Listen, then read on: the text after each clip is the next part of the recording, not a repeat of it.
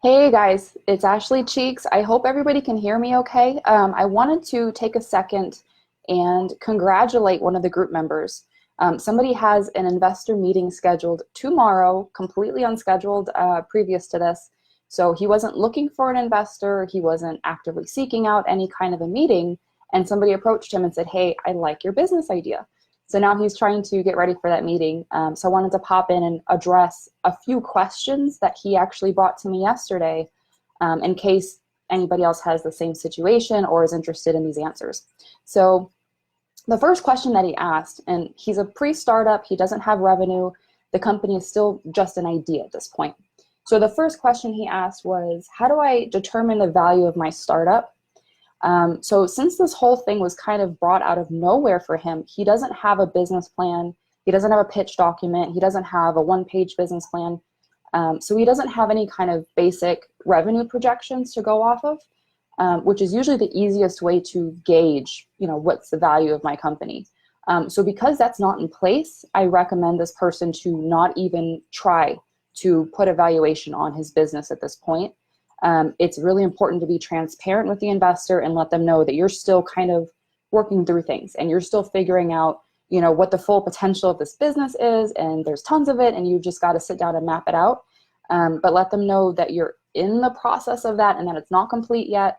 And do not try to give a valuation that is arbitrary, because that could actually hurt you later on.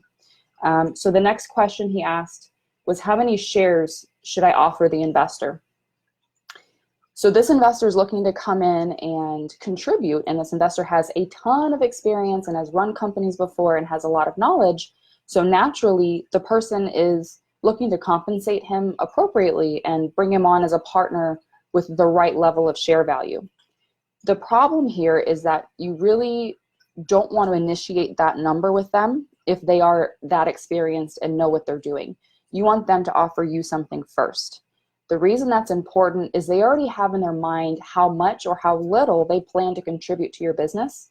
And you're in a negotiation, you're in a beneficial place with negotiation if you actually let them lead that piece of the discussion. So for instance, if they say, your business is great, it sounds like a good concept, I want to get involved and I want 50%. Now they are in a position where they have to justify to you why that 50% makes sense.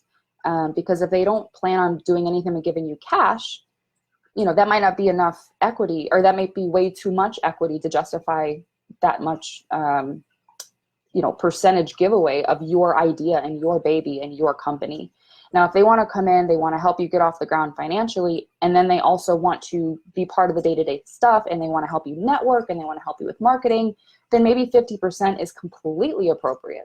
But you need to let them lead with that. And my next kind of hang-on piece of advice to that is, give it a day. Do not say yes or no in that meeting. Definitely say, I appreciate your offer. I'm going to go and work through it a little bit and see if I feel comfortable with it, and I'll get back to you. Because usually first-timers tend to say yes to whatever is put on the table, and they don't negotiate or they don't think about it critically, and they just emotionally say yes because they've been looking for money and they're so excited, and they just are ready to rock and roll. I also have a video that I did on rejecting an investor appropriately and looking for signs of predatory investors. I'll put that in the post today just so that you guys have that in case you're interested in it. But definitely look for those signs as well. This individual that's talking to this investor tomorrow, because the investor kind of came out of nowhere and the individual is not even looking for funding. So this entrepreneur was not looking for an investor, did not need money. So those are even more reasons to kind of be really, really, really careful with this meeting and not sign up for anything that's not appropriate or needed. Just my 2 cents on that. The other question was, how much salary should I give myself from the investment? This is huge. And if any of you are looking for an investor, or if you're looking for a bank loan, or if you are externally going to be funded at any point in the future, please listen.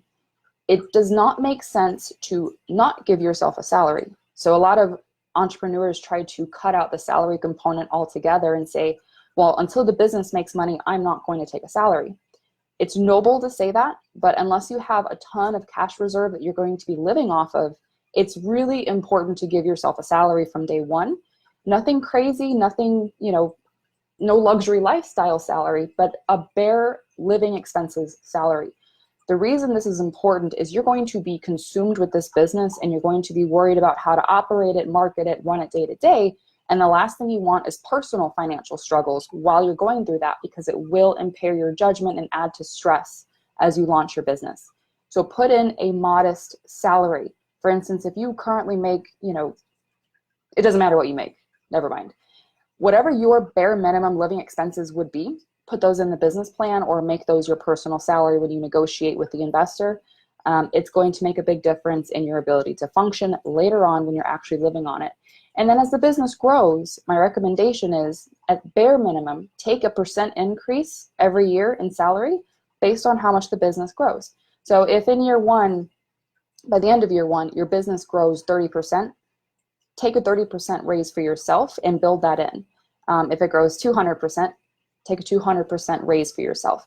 That's one easy way and one respectable way that investors will appreciate your thinking about it, so that it's not simply, I'll take every profit dollar that's made, because usually you want to reinvest those profit dollars as much as possible back into the business. So don't fall into the trap of kind of claiming the profit as your personal salary.